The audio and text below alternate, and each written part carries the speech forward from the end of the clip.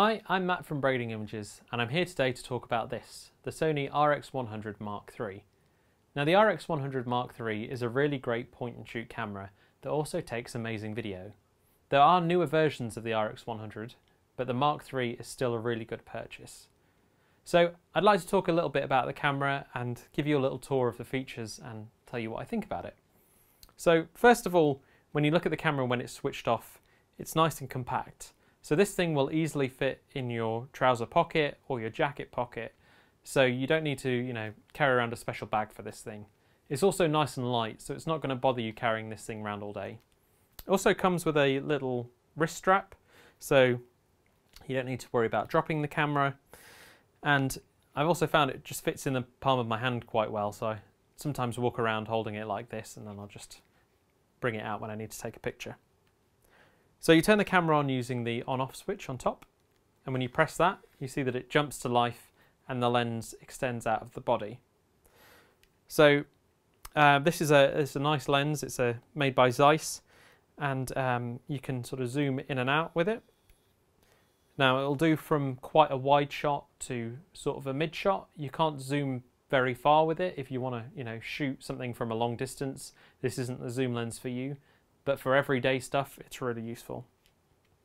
At the back of the lens, there is a little ring that you can turn, and that ring can be configured to do different things in the software. So you can have it set the shutter speed, the aperture, or even use it to manually focus the camera. If you come around the back, there's one of the best features of the camera, which is the screen. Now it's a really nice big screen. You can see it fills up quite a bit of the back of the camera. It's not a touch screen, but it does lift up, so you can angle it if you're shooting at an angle, or you can even lift it all the way around to take selfies with. So that is really helpful when you're wanting to take a selfie, and you can do selfies both with pictures and with video, so that's really useful. Another feature is that there is a viewfinder built in. So on the side here there's a little finder switch. If you pull down on it, the viewfinder jumps out of the camera. You pull the lens back, and then you have your viewfinder. So it's a full color viewfinder, works exactly the same way as the built-in monitor. The only thing that I found a little bit annoying with the viewfinder is that when you push it back into the camera automatically switches off, which sounds useful, but in practice it gets a little bit annoying if you're trying to switch quickly between using the viewfinder and using the screen. On the top here, there is a little button with a flash on it. If I pull it, out pops the flash. So this camera has a built-in flash, and it has a nifty feature, which is that the flash can actually be angled by using your finger. Now, why would you want to do that? Well, if you take a flash photograph and you have the flash pointing directly towards your subject's face, you get quite unflattering lighting. People are used to seeing these pictures of people with this really unflattering light in their face and then a shadow directly behind them.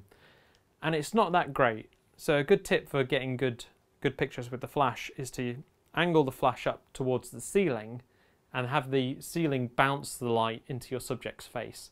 And you get a much softer, more natural light. And this camera lets you do that. So it's really useful. And you can just pop it back in there with your thumb. Now, on the top of the camera, we have the zoom lever and the button that you actually use to take pictures, and then the mode selection dial. So this camera comes packed with quite a few modes. I'll just go through some of the most important ones. So you've got the Intelligent Auto and Intelligent Auto Plus modes. Now these are the best ones to use if you don't want to worry about setting everything up on your camera. You just want to point it and take a picture. And generally the camera does a really good job. The Intelligent Auto Plus mode will actually take multiple exposures to try and help reduce the amount of noise in the image. You have Aperture Priority and Shutter Priority modes. So in these modes you just set either the aperture or the shutter depending on what you're trying to do. So for example, if you're taking pictures at a sporting event and you want a nice high shutter speed in order to capture the action, you can use shutter priority mode, and the camera will use the shutter you've told it to, but set all the other settings to make sure you get a nice exposure. Of course it has a full manual mode, so if you really want to tweak every setting you can use that. And finally, in the photography mode there is a panorama option. So you put the camera in panorama mode, hold it up, press and hold the shutter button, and slowly move the camera around like that to capture the full landscape that you're looking at. And the camera will stitch that together and create one nice wide panorama image for you. And it does a really good job of that. It's not quite as forgiving as an iPhone is for if your arm shakes while you're moving it, but it still does a really good job. Now, my favourite mode, and the mode I use this camera on the most, is the video mode.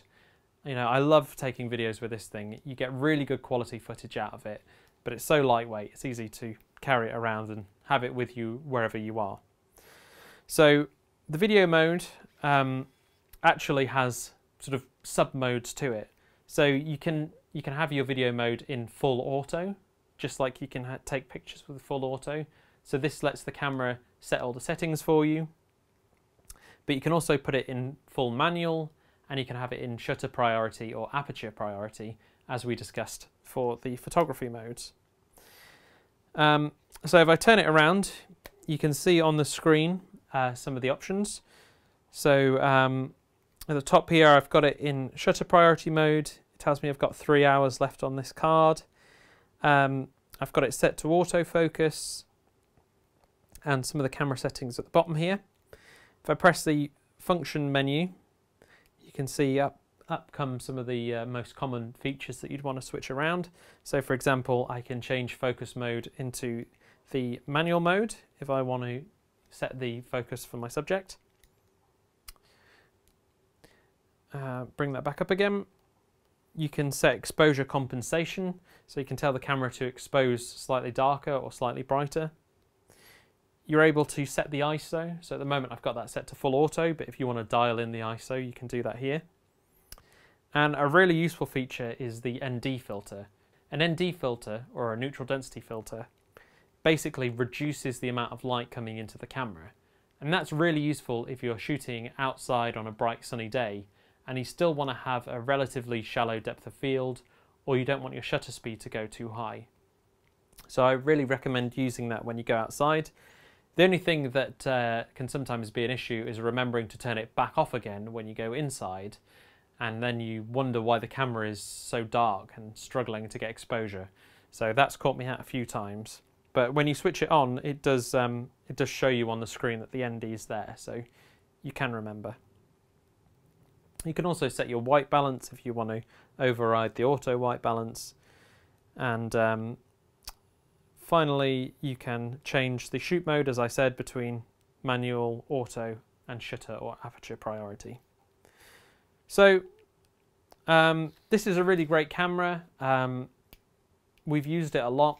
It shoots great HD video, so full 1080p, 25 frames a second, really nice quality. You can put this up against footage from DSLRs and it holds their own with them. We've sometimes taken this on shoots as a backup camera because it's so small, you just pop it on a tripod, hit record, and you've got it there just in case something goes wrong. And it's really useful for that. And the pictures are really great. I've never looked at a picture from this and thought, I wish I'd had my DSLR there to take that. It does such a good job, and being so small and so light means, it really is the best camera. So I thoroughly recommend this. There are newer versions of it, as I mentioned before, so you can go and have a look at those. They've added some new features, but if you don't have the money to buy the brand new model, I really recommend looking at the Mark III. It's come down in price quite a lot now. So that's it for this camera. If you have questions, feel free to comment below, and please remember to subscribe to the channel to catch our future videos. Thank you very much.